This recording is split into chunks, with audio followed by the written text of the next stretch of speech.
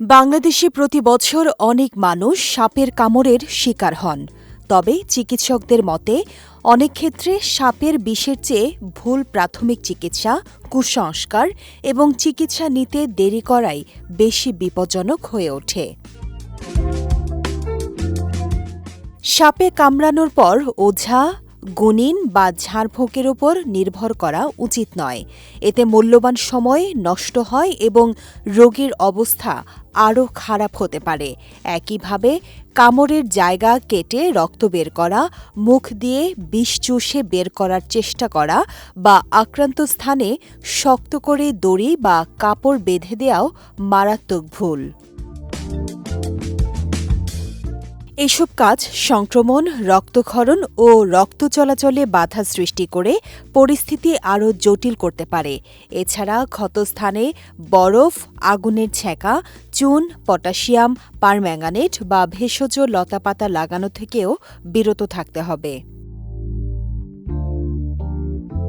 রোগীকে শান্ত রাখা খুবই গুরুত্বপূর্ণ, কারণ অতিরিক্ত ভয় শরীরে বিষ দ্রুত ছড়িয়ে পড়তে সাহায্য করতে পারে।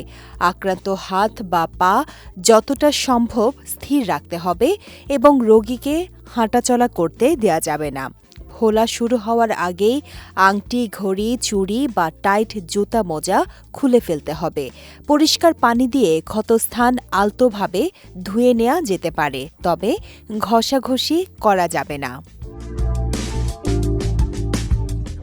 সম্ভব হলে নিরাপদ দূরত্ব থেকে সাপটির রং বা বৈশিষ্ট্য মনে রাখুন কিংবা ছবি তুলুন, তবে সাপ ধরার চেষ্টা করবেন না।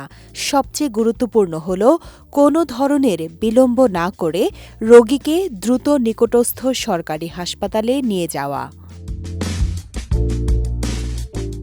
সাপের বিষের কার্যকর চিকিৎসা হল অ্যান্টিভেনম, যা সরকারি হাসপাতালগুলোতে বিনামূল্যে পাওয়া যায়। চিকিৎসকদের মতে সাপে কামড়ানোর পর প্রথম 1 ঘণ্টা বা গোল্ডেন আওয়ারের মধ্যে সঠিক চিকিৎসা শুরু হলে জীবন বাঁচানোর সম্ভাবনা অনেক বেড়ে যায়।